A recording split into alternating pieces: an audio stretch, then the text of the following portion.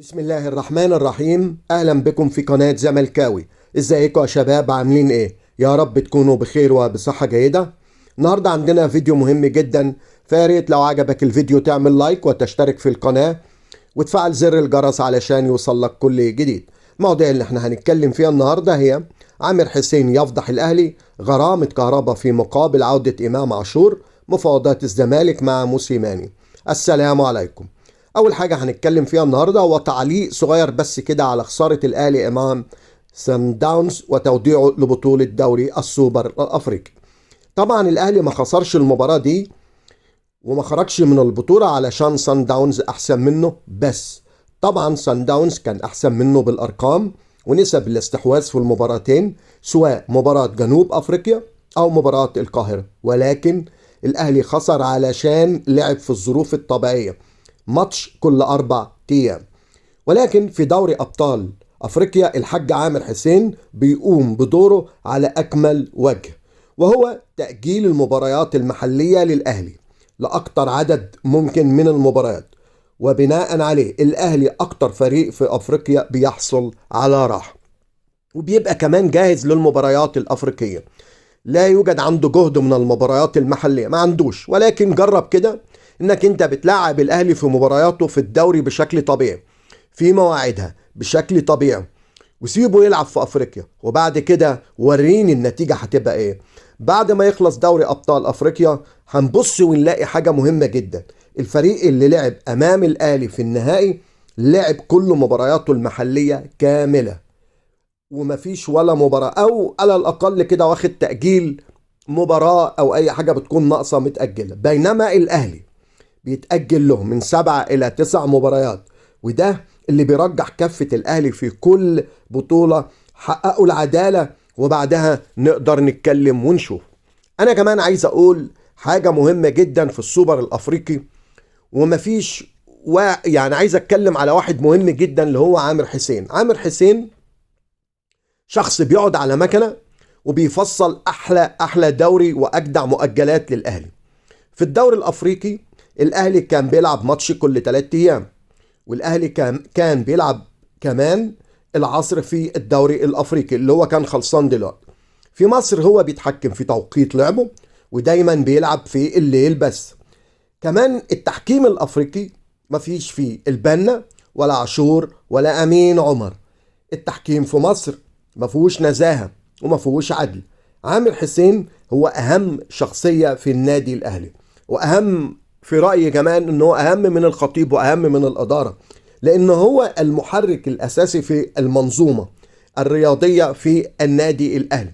لان عامر حسين بيقعد على مكنة وبيفصل اجدع دوري واجدع مؤجلات للاهلي في الدوري الافريقي. الاهلي بيتأجل له اكتر من 7 أو 9 مباريات بسبب عامر حسين. ولكن انت لو حطيت الاهلي في ظروف عادية انه يلعب بالمباريات عادي هتلاقي حاجة تانية خالص وهيتحقق العدل، ولذلك عامر حسين هو اهم شخصية في النادي الاهلي. بعد كده هنتكلم في الموضوع التاني، هو الاخ اسلام صادق طلع وقال ان الاهلي عرض على الزمالك التنازل عن غرامة كهربا في مقابل عودة امام عاشور، وان في موافقة كمان مبدئية من مجلس ادارة نادي الزمالك. طبعا انا بكذب هذا الكلام ان مجلس اداره الزمالك وافقوا على ده، وباكد ان هذا الكلام بيكون عاري تمام من الصحه، ومفيش حاجه من الكلام ده خالص من قريب ولا من بعيد.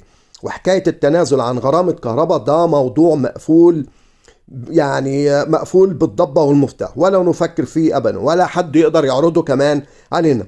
ولو اتعرض علينا امام عاشور نفسه ببلاش برضو احنا مش عايزينه.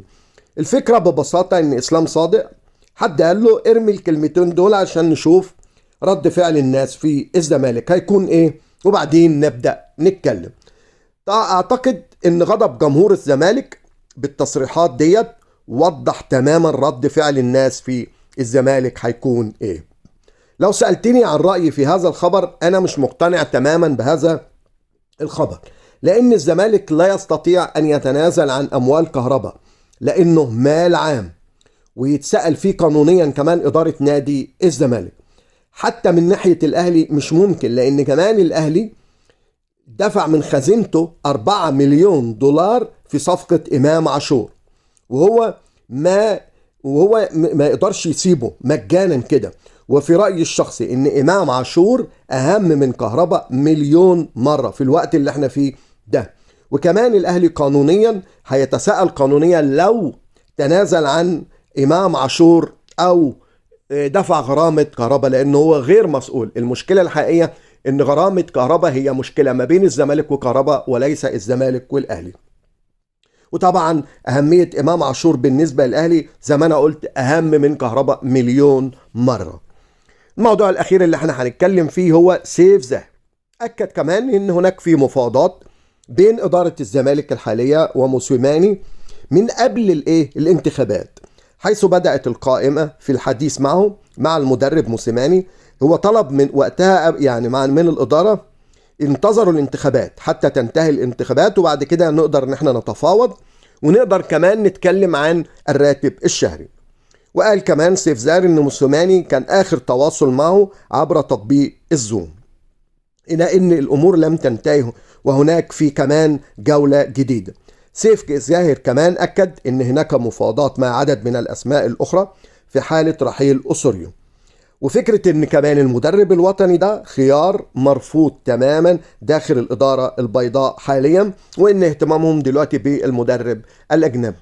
طبعا الكلام اللي قاله سيف زاهر ده انا مش مصدقه خالص، وده كلام عاري تماما من الصحة بنسبة 90%. الكلام ده مش صح، ولذلك خرج مصدر من داخل الزمالك تحدث ونفى هذه الأخبار تماما، مؤكدا انه لم يتم الحديث مطلقا لا مع موسيماني ولا مع وكيله لتدريب الزمالك من في الفترة اللي جاية.